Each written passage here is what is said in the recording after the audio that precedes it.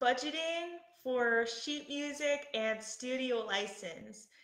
So this is kind of difficult because we already know music teachers don't make a lot of money. And we have to provide supplies for ourselves and sometimes even our students. And the difficult part is you don't want to overspend on music because then you may have to cut from other places. And you don't want to underspend either because then you're not able to provide the best for your students, and you want to be able to get the wide variety that they need. I want to introduce myself to everyone. I'm Alexa Madison. I have a piano studio called Alexa's Piano Lessons in Phoenix, Arizona. And I compose a lot of music and share that on my website.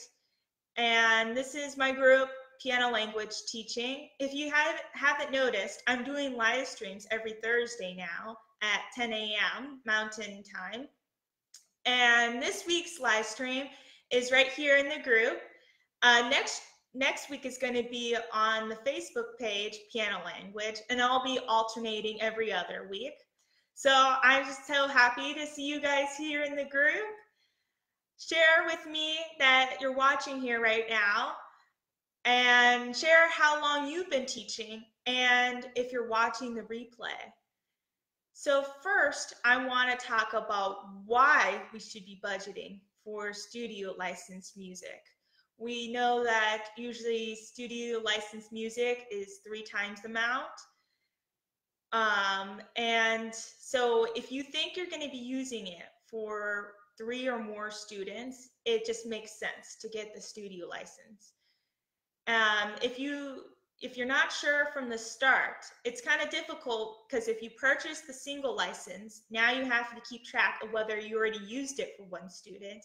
And then if you need more prints for more students, you have to know which website you got it from, and then the piece title.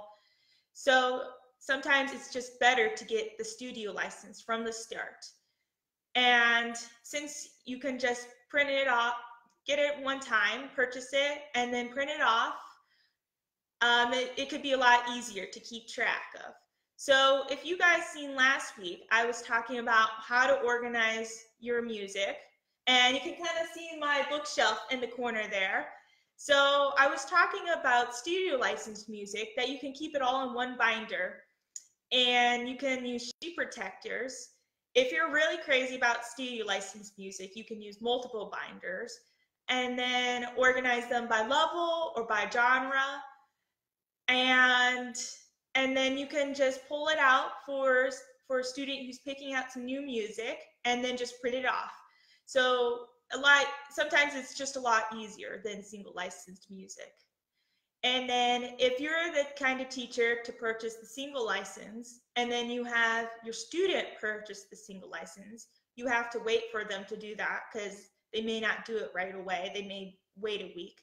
So if you purchase the studio license, you can just make that print for them, and it'll be already available at their lesson. So next, I want to talk about how you can budget for studio licensed music. I want to know how you budget for your studio licensed music. Is this possible in your studio? Is it kind of difficult? I see some people have joined. So let me know that you're here by sharing with me where you're from, where you're watching this, and how long you've been teaching. So do you make the effort to budget for your music? So before you get started, you want to ask yourself a few questions, like how much did you spend last year in sheet music, in studio licensed music, and single license books and sheet music? And then ask yourself, how much do you need to keep for other expenses in your studio? And how much do you need to keep for your personal life? I see Sarah's watching. She says, hey, here from Indianapolis. Sorry, I have a hard time pronouncing some things. She's been teaching since 2009. Awesome. So I was asking some teachers this morning, actually, what they do for budgeting for their music. And Rebecca Maxner was sharing with me that she does a registration fee, which is awesome because she charges $50 at the beginning of the year. And then she actually determines how much is going to go and where that's going to go to. So she does $20 for studio expenses, like maintenance fees for the pianos, stickers, certificates, ribbons, awards. And then the $30 goes to sheet music and books for the students. And then if she has anything left, then she buys a few books for herself. So I think this is just awesome because now you don't have to pocket out of your own money. Becca is also here. She's been teaching for 3 years and she's from Minnesota. So hi, Becca.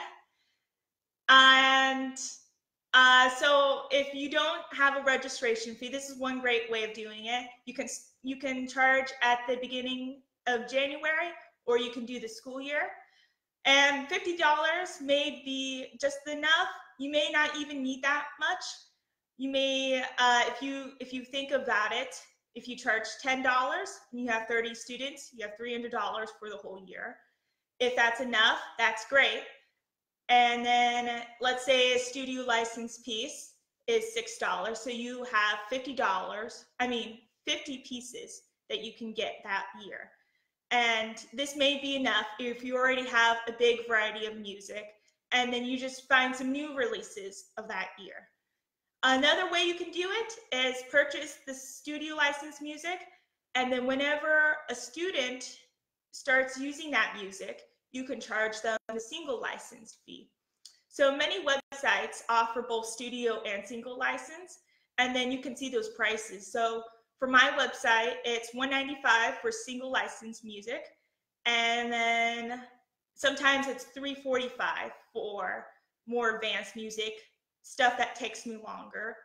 And then the studio licensed for the easier releases are $595. So if you pay $595, you just charge the student $195. And then if you use it around 3 times, then you already paid it off. Another way you can do this is to raise your fees. And and I see there's some more people coming in. Sarah says that her students pay a $50 per semester for materials and for the recital fee. Okay, so the $50, does that include the recital fee, or do you also do $50 with the recital? For $50 for materials and $50 for recital, or do you mean both? So she says it covers recital expenses. Oh, okay. It covers recital expenses, students' binders, piano books, studio license. That's really awesome. And she makes a priority for the books and recitals. And then the leftover money she can use for anything she wants, for any other studio license music and other learning aids. That is awesome. So now it's not coming out of your pocket. That's great. And I was saying that you can also raise your fees. If you do $1 for every week, and let's say you teach 50 weeks a year, you already have $50. So for the parents, it's just $1 more per week. And they may not even realize that you're being charged $50 more per year, and it may seem less substantial to them. And like Sarah was saying, I was about to talk about recital fees because I charge $20 for my students. I usually have leftover money from recitals. So I figure out how much I need from the venue, what are the costs for the food, to print the programs, anything else. And then I usually have some leftover money that I can spend for studio license music. But you want to make sure that you keep track of where everything goes. And Ryan also says, hello there. Hi. And yeah, so you want to make sure you're writing down all these fees. I don't know if you guys see, but I do a party at the end of the year. and I give out trophies and awards to my students. So this also has to do with budgeting because I write down everything that goes to for recitals, and I usually have a lot left. And I'm able to get a bouncy house and pay for trophies, and none of that's coming out of my pocket. It's all been paid for from recital fees. So the same thing goes with sheet music. And if you don't want to charge extra and you already have enough from what you're already charging, it's great to budget what you have. So yeah, keep track of the numbers, write them down. I have this spreadsheet that I created that I want to share with all of you if you want to keep track better with your expenses. So if you want this spreadsheet, I can message you the PDF. Just comment with the word spreadsheet and I'll just message you. So it has, I color organized it by, it starts with single license sheet music, studio license sheet music, single license books, studio license books, and then anything else like audio clips.